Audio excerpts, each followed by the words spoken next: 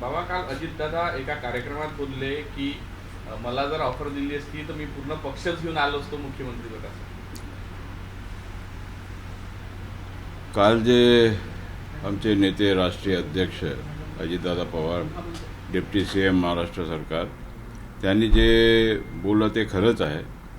जर पहिले ऑफर दिलं असतं तर पूर्ण पक्षाचा पक्ष आला असता आणि ते मुख्यमंत्री झाले असते, तितकंच खरं आहे. परंतु आतासुद्धा आपल्याला ते मागच्याच गोष्टी गेल्या तरी आज येणाऱ्या जे निवडणूक आहेत 3 महिन्यामध्ये, त्यामध्ये मागेच आम्ही सांगितलं होतं की 90 सीट आम्ही 80 ते 90 सीट आम्ही मागणार आणि त्याच्यापैकी 100% सीट आपण कसं काय आपल्याला जे काही आपला महायुतीमध्ये ठरेल ते जे सीट्स येतील ते मला वाटते आमचा सर्वात मोठा पक्ष म्हणून या राज्य सरकारमध्ये आम्ही महायुतीचं सरकार पुन्हा येईल. म्हणजे तुमचं म्हणणं आहे की इतर 2 पक्षांपेक्षा तुमचा पक्ष सर्वात मोठा ठरून तुमचा मुख्यमंत्री व्हावा? झाला पाहिजे असं व्हायलाच पाहिजे. कारण की ज्या महायुतीमध्ये एकदा निवडणुकी झाल्यानंतर सगळे तिन्ही नेते बसतील आणि त्या दृष्टिकोनातून ज्याच्याकडे जास्त सीट असतील त्या मुख्यमंत्री व्हायला हरकत नाही. अजितदादा असंही म्हणाले की मी अनेक वर्ष राजकारणात आहे, मी सगळ्यांपेक्षा सिनियर आहे, पण मी कुठेतरी मागे राहिलो. मागून आलेले मुख्यमंत्री शिंदे झाले आणि देवेंद्र फडणवीस झाले. खंत व्यक्त केली शरद पवार त्यांना मुख्यमंत्री बनू शकले. जर साहेबांना वाटलं असतं तर मुख्यमंत्री अजितदादा केव्हा झाले असते.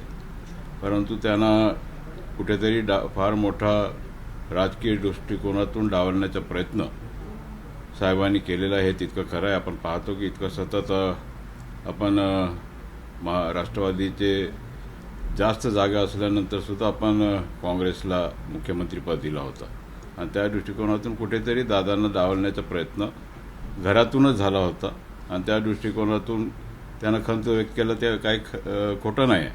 आणि त्या दृष्टिकोनातून त्यांचं जे विजन आहे, एक डॅशिंग लीडर आहेत राज्यामध्ये, जे सांगतात ते करतात. 10 वेळा त्यांनी राज्याचं बजेट दिल्यानंतर आता जे बजेट दिलेलं आहे हा लोकहिताचं बजेट आहे, सर्वसामान्यांना न्याय देण्याचं बजेट आहे, शेतकऱ्यांना सुद्धा न्याय दिलेला आहे, मुलांना न्याय दिलेला आहे, मुलींना न्याय दिलेला आहे. असं प्रकारचं बजेट आपण यावेळी दिलेलं आहे. सोलापुरात शांतता रॅली दरम्यान जरांगे पाटलांनी म्हटलेलं आहे की फडणवीस, अजित पवार, भुजबळ, राणेंवर निशाणा साधला. त्यांनी काही प्रचारात सत्तेसाठी पावसात भिजतात, आपण जातीसाठी भिजू, 70,000 कोटीचे घोटाळे करणारे भाजप सोबत, अशा प्रकारचं त्यांनी म्हणत भुजबळांवर टीका केली. आणि शरद पवार त्यांनी म्हटलं की सत्तेसाठी म्हणजे पावसात भिजले होते शरद पवार, तर आम्ही आपण जातीसाठी भिजू. राजकारणामध्ये जाती पाती काय चालत नसते. राजकारणामध्ये जो व्यक्ती निवडून येतो तो कामाचा जे काम केलं, समाजाकरता काम केलेलं, ग्राउंड रूटवर जे काम करतात ते लोक या निवडणुकीमध्ये निवडून येतात. समाजाच्या तत्वावर कोणी या राजकारण इथे या देशामध्ये चालू शकत नाही. कारण की आपण लोकशाहीमध्ये आहे आणि लोकशाहीमध्ये असताना आपल्याला एक लोक निवडून देत असताना सर्व घटक एकत्रित येऊन मतदान करत असतात. जातीपातीवर राजकारण चालत नाही. महाराष्ट्र सरकारची सुप्रीम कोर्टाकडून ज्याची लाडक्या बहिणीवरून जे काम उघडणे आहे ते करण्यात आले, यावर काय?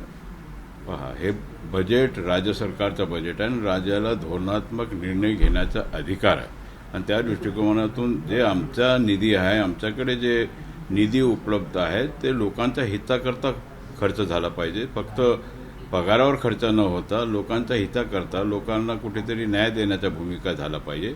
या दृष्टिकोनातून हा बजेट सादर करण्यात आलेला आहे आणि त्याच्यामध्ये कोण काय बोलतो त्याच्यापेक्षा हा लोकहिताचं बजेट आपण ठेवलेलं आहे आणि त्याच्यामध्ये लोक आता सगळे रांगा लागलेल्या आहेत की आम्हाला मदत जे राज्य सरकार देत आहे ते मोठ्या रांगा, कम्प्युटरसुद्धा फेल झाले, इतका मोठे लाईन लागलेले आहेत. महाविकास आघाडीचं मुख्यमंत्री पदाचा चेहरा उद्धव ठाकरे असतील अशा पद्धतीची जी राजकीय वर्तुळात चर्चा आहे, तुम्हाला काय? खुर्ची एक आहेत, पार्टी 3 आहेत. त्यांचा मतभेद सुरू होणार. आता कोण कुठे लढायचा, काय लढायचं, हे सगळं ते मतभेद सुरू. आता सुरू झालंच नाही आणखी.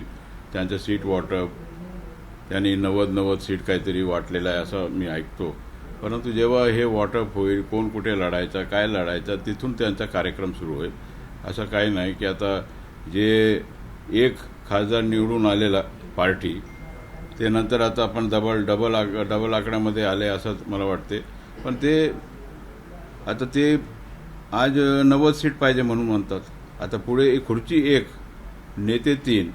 आता काय करणार आपण? सगळ्यांना मुख्यमंत्री व्हायचं, परंतु सर्व लोक आपला पक्षाचे नेतेला मुख्यमंत्री करण्याकरता पाहत असतात आणि त्या दृष्टीने ह्याच्यामध्ये आपल्याला निवडणूक झाल्यानंतर आपल्याला समजेल की कोणता पक्षाचा मुख्यमंत्री बनते, महाविकास आघाडीचा बनतो की महायुतीचा बनतो, हा नंतरच आपल्याला कळणार आहे.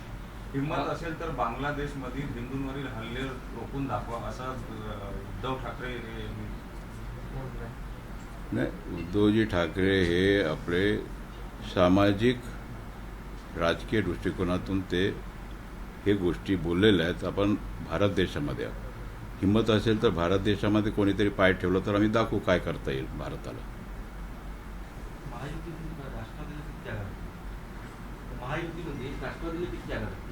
आता ते आम्ही 80 जागा लढणार आहोत. 80च्या 80 आम्ही घेणार, निवडून येणार. राज्यसभेच्या 2 जागा रिकाम्या होत्या आहेत. एक उदयनराजेंची आहे आणि प्रधान यांची आहे.